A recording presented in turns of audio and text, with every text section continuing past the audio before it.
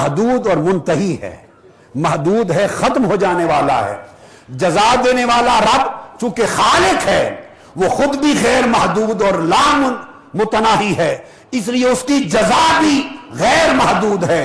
جس بندے نے رب کا جتنا ذکر اور رب کی جتنی یاد تازہ کی، نہ صرف خود کی، لاکھوں مردہ دلوں کو رب کی یاد سے زندہ کر دیا. جس نے دنیا میں وہ انقلاب روحانی بپا کیا. جب وہ دار الجزا میں پہنچے تو جب رب کے جزا کا وقت آیا، بندے کا عمل، جب اس کی روح قفس عنصری سے پرواز کر گئی، اس کا عمل منقطع ہو گیا اور رب کی جزا شروع ہوئی. بندے کا عمل ختم ہو گیا، رب کی جزا اب شروع ہو کر اس وقت تک رہے گی جب تک وقت ہے، اور اس زمان تک رہے گی جب تک زمان ہے. اب ساری دنیا مل کر بھی اللہ کے ولی کا ذکر، اس کا عرس، اس کی یاد، دلوں سے اس کی محبت، اس کے تذکرے، اس سے نسبت، اس سے تعلق، اس سے راہ، اگر کوئی اس کو توڑنا چاہے تو نادانو یہ نہ سمجھو کہ کسی انسان کی کوشش سے وہ لوگوں کے دلوں میں زندہ ہیں. نہیں، اب انہیں لوگوں کے دلوں میں خدا نے زندہ کر رکھا ہے. ان کا ذکر وہی مٹا سکتا ہے جس کی قدرت خدا سے بڑھ جائے گی، جس کی قدرت معاذ اللہ خدا سے بڑھ جائے گی، وہ ان کا ذکر مٹا دے گا. چونکہ ان کے ذکر کو زندہ رکھنے والا اب رب ہے، کوئی بندہ نہیں ہے. ان کو پھر اللہ کے ذکر سے حیات دائمی نصیب ہو جاتی. اس لیے فرمایا کنتم امواتم، تم سب معدوم تھے، فاحیاکم، ہم نے تمہیں زندہ کیا. ہم نے تمہیں زندہ کیا. جب زندہ کیا تو رحم مادر میں جب نطفے کے ساتھ بعد ازاں زندگی کا آغاز ہوتا ہے، بچہ وجود میں آتا ہے، پیدا ہوتا ہے، تو یہ پہلی زندگی ہو گئی. کنتم امواتن، عدمیت، یہ اس کی پہلی موت ہو گئی. اس مقام پر دو موتوں کا ذکر ہے. موت ہو گئی، پھر ہم نے زندہ کیا، پھر وہ زندہ.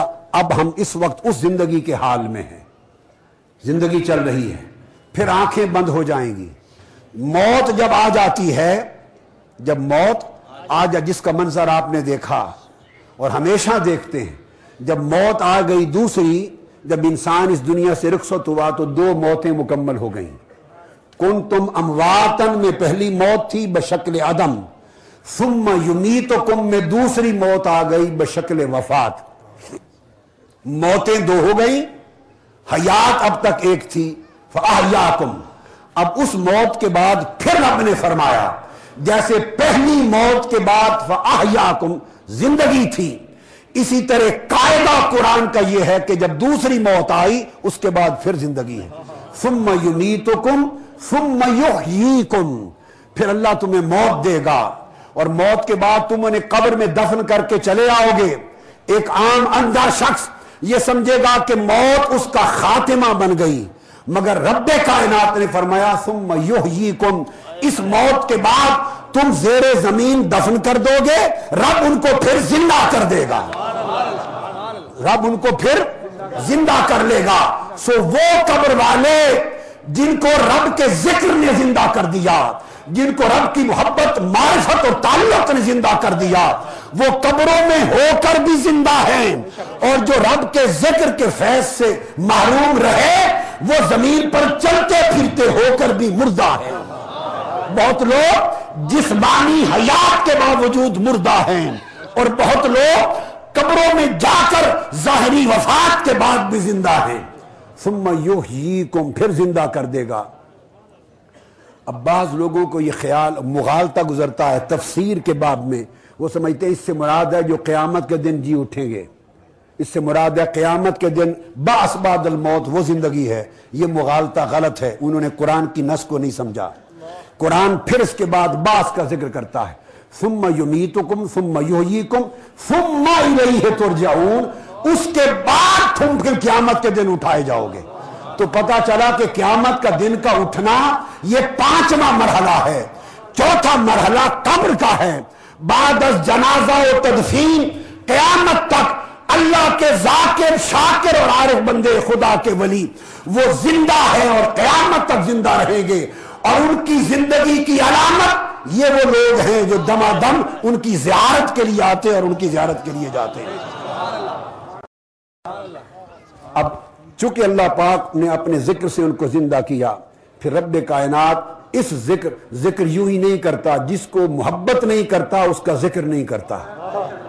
آپ بھی جس سے محبت نہ ہو اس کا ذکر نہیں کرتے، نظر انداز کرتے ہیں۔ کوئی ذکر کرے بھی تو دھیان دوسری طرف کر لیتے ہیں، سنتے بھی نہیں ہیں۔ محبت جو نہ ہوئی، پیار جو نہ ہوا، چاہت جو نہ ہوئی، اگر محبت نہ ہو تو کسی کا ذکر سنتے بھی نہیں، کرنا تو دور کی بات ہے۔ اور اگر محبت ہو جائے تو اس کے ذکر کے سوا کوئی اور ذکر کرتے ہی نہیں ہیں۔ تو رب نے جب کہا فَاذْكُرُونِي أَذْكُرْكُمْ، میں تمہارا ذکر کرتا ہوں، تو جن کا ذکر رب کرتا ہے، اور رب کا ذکر کرنا اس روئے زمین پر قیامت تک ان کے ذکر کی دھوم مچی رہتی ہے، یہ رب کا ذکر ہے۔ عرش پر الگ کرتا ہے، فرش پہ الگ کرواتا ہے، اور یہ ذکر تب ہوتا ہے کہ رب ان سے محبت فرماتا ہے۔ محبت کے بغیر ذکر نہیں کرتا۔ تو قرآن مجید نے فرمایا فَسَوْفَ يَأْتِ اللَّهُ بِقَوْمٍ يُحِبُّهُمْ وَيُحِبُّونَهُ، اللہ ایسے لوگوں کو لائے گا کہ وہ اللہ ان سے محبت کرتا ہوگا اور وہ اللہ سے محبت کرتے ہوں گے۔ اب یہاں ایک لطیف نکتہ ہے، دو محبتوں کا ذکر ہے، اللہ کا بندے سے محبت کرنا اور بندے کا اللہ سے محبت کرنا۔ تو وہ بندے جن کا اللہ سے رشتہ محبت قائم ہو جائے وہ صرف محب ہی نہیں رہتے، وہ محبوب بھی ہو جاتے ہیں۔ مگر سمجھنے والی بات یہ ہے محب بعد میں بنتے ہیں، خدا کے محبوب پہلے ہوتے ہیں۔ کسی شخص کو اللہ کی محبت کی توفیق اور نعمت اس وقت تک نصیب ہی نہیں ہوتی جب تک عرش سے ماورا رب پہلے چڑھ کر اس بندے سے کہ وہ گورڑا میں رہتا ہے، وہ اجمیر میں رہتا ہے، وہ بغداد میں رہتا ہے، وہ سرہند میں رہتا ہے، وہ دہلی اور پاک پتن میں رہتا ہے، جب تک وہ چن کر کسی کو اپنی محبت کے لیے چن نہ لے اور وہ رب اس سے محبت کا آغاز نہ کر دے، اس وقت تک بندہ اس رب سے محبت کرنے کی توفیق نہیں پاتا۔ بخاری